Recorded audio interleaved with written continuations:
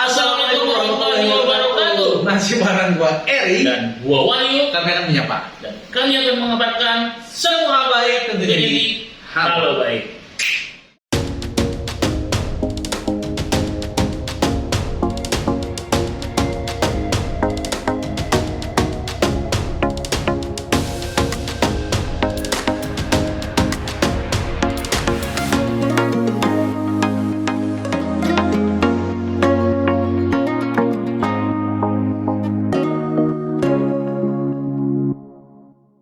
Nah, Ini di hari yang hujan deh. di hari yang mendung, hujan, hujan. gerimis, ini hujannya gede sih. Hujan rezeki. Hujan rezeki. Nah, berkaitan dengan gara-gara ngomong rezeki, Ya. kita bahas nih ya. Kita bahas rezeki ya tadi ya. Kita bahas rezeki, tapi ini mengenai konsepnya.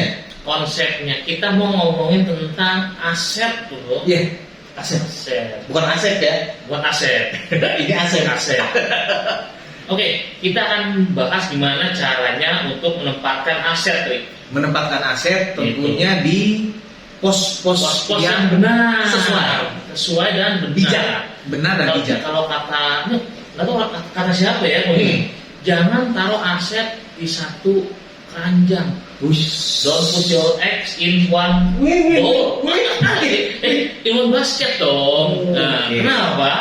Ya. Karena nanti kalau misalnya keranjang itu pecah atau hilang, asetnya hancur. Nah, Nah, makanya ini kita akan bahas tentang keranjang keuangan. Nah, meliputi apa aja sih keranjang keuangan? Oke. Oke, nah ini. Simak ya. Oke, jadi gini, Rik. Jadi kebanyakan orang itu bukannya nggak ngerti ya, tapi mungkin kurang tepat untuk naruh uangnya atau dia belanja aset yang mana gitu. Jadi kita gini, karena untuk konsep keranjang keuangan itu ada 3 konsep, Rik. Ada 3 konsep ya. Yang pertama itu ada keranjang keuangan yang basic. Yang basic, Basic artinya apa sih? Artinya itu yang wajib kita penuhi dulu. standarisasi. Standarnya. Ya. Sandal apa naris gitu tuh. Itu Nah, masa gua tuh. basic dulu ya. Nah, terus yang Selanjutnya ada keranjang keuangan untuk yang pertumbuhan atau growth. growth ya, pertumbuhan. Keranjang untuk growth. Mhm. Nah, yang ketiga luxury. Luxury. Jadi Luxury, gitu. setelah keranjang basic sama kebutuhan tadi Ya, terpenuhi, baru luxury. nah harusnya kita penuhi satu keranjang dulu yang baru ini, basicnya kan udah penuh, udah cukup gitu ya. Terus setelah cukup baru bertumbuh atau growth, baru satu lagi yang luxury nih. Yap. Nih, contohnya apa sih basic nih? Yang basic itu contoh biaya hidup, bro. Nah, di biaya Biaya hidup. harian, sandang pangan papan Sandal tadi ya, makan tuh ya di situ ya. atau dana darurat, bro. Dana darurat. Berapa sih minimal tuh dana darurat? 6 bulan minimal tuh. Sobat tuh. 6 bulan artinya gini, kalau misalnya kita amit-amit ya nggak bisa kerja dadakan gitu ya, Ya. selama 6 bulan ke depan kita masih bisa hidup. Nah, maksudnya kita ada darurat. Ya, ada simpanan ya. 6 kali gaji tuh harus ada di situ. Betul. Tapi itu pun bertahap ya, Bertahap. bertahap. Minimal tuh pelan-pelan ada 6 bulan gaji ada di situ. Nah, terus apa lagi? Satu lagi yang paling penting asuransi. Asuransi. Nah, ini yang banyak di skip orang nih. Banyak disepelekan dan banyak dianggap sebelah mata. Iya, ada orang Paradigma asuransi juga iya, benar. negatif ya. Jadi belum ada protek, dia langsung mau ke investasi. Nah, gitu ya. Oke, yang kedua, bro. Yang kedua, nah ini keranjang Pertumbuhan. Bertumbuh ya. Nah, di situ masuk investasi loh, Oke. investasi. Dan yang kedua ada properti tambahan. Nah, itu tuh. Keywordnya apa bro? Tambahan. Tambahan. Jadi gini, banyak orang gini loh. Banyak orang tuh ngerasa beli rumah itu adalah sesuatu investasi. Padahal bukan. Kalau rumah ditinggalin. Iya. Karena kalau yang rumah ditinggalin bukan aset, Bukan itu liabilitas. liability. Kenapa liability? Karena kita harus bayar ini, Cost. bayar itu. Ada cost di situ. Sesuatu yang tidak menghasilkan itu bukan investasi. Iya. Tapi kalau properti tambahan, nah itu kita bisa sewa. Bisa sewa. Asetnya akan naik terus, Iya. ya. Kita jual kapanpun juga bebas. Kontrakin atau Kota yang apa itu, ya. jadi properti tambahan. Hmm. Nah, terus yang yang lainnya apa nih? Aset investasi lain? Ya ada reksadana lah, atau emas lah, apapun lah. LM atau apa lagi misalkan. Nah, waktu nyari kebun bisa itu banyak sekarang. yang jelas setelah memenuhi keranjang basic tadi, ini diversifikasi baru boleh diversifikasi investasi. Nah, tapi jangan salah bro, walaupun ini orang sebenarnya bagus investasi ya, tapi langkah ini banyak di skip juga sama orang. Ini contoh ini kita misalkan sandang pangan papan asuransi udah oke nih. Nah, kebanyakan orang langsung skip ke luxury. Waduh, misalkan yang tadi basic ke growth, sekarang dari basic ke luxury. Boleh nggak? Ya boleh aja, tapi boleh kurang tepat sebenarnya. Kurang tepat kan nggak boleh. Too much bro. Contohnya misalnya gini. Misalkan kita pakai HP misalkan ya, HP biasa, udah di basicnya udah selesai, masih beres, langsung iPhone 14 Pro Max lah. Boleh. Kalau itu menjadi aset. Artinya apa? Menghasilkan artinya dengan dia punya HP mungkin bisa lebih banyak customer, lebih banyak pemasukan dari situ, itu jadi investasi. Tapi kalau cuma buat gaya doang, ngopi taruh di meja gitu, nah itu atau misalkan buat boleh kayak gitu, boleh kalau misalkan investasi itu oke. Jangan sampai kita bergaya tapi ternyata boncos. Gitu. Itu luxury good ya. Karena kenapa sih luxury? Karena luxury itu kadang kalau dijual harganya bisa anjlok. Walaupun ada juga bro barang luxury kalau dijual itu harganya melambung, ada gitu. Tapi nggak banyak. Rata-rata kalau di luxury itu kan biasanya orang saat dia mau jual itu BU bro, butuh uang. Karena dia growth-nya nggak kuat bro. Betul. Contoh ada banyak orang kaya ya. Ada orang kaya mereka koleksi mobil antik. Nah, karena misalkan mobil yang tahun berapa gitu ya, dulu harganya misalkan anggap 100 juta gitu.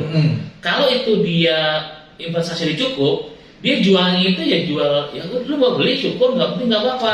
Jual santai. Gitu harganya itu saat naik dia akan jual. Jadi luxury itu bisa juga menjadi investasi sebenarnya. Sebenarnya. Tapi kalau misalkan sobat loncat nih, kita belum punya investasi, belum kuat, kita ngerasa ya udah luxury-nya aja kita beli deh. Saat kita jual BU tuh harganya apapun yang dijual BU harganya rumah apa sebutnya lah. Rumah, mobil apa itu pasti harganya. Kenapa akhirnya kita bahas ini lagi? Karena yang namanya kehidupan itu kan dinamis, apalagi di dunia bisnis. Sekarang kita masuk era new normal, bro. New normal di mana semua itu berlomba-lomba untuk nge-touch lagi tuh, ya. Bisnis ini mulai jalan lagi, bisnis jasa mulai jalan lagi. Sebuah bisnis mulai crawling lagi. Nah, tetapi yang terjadi di masyarakat umumnya di milenial ini, mereka lebih mengutamakan luxury dulu.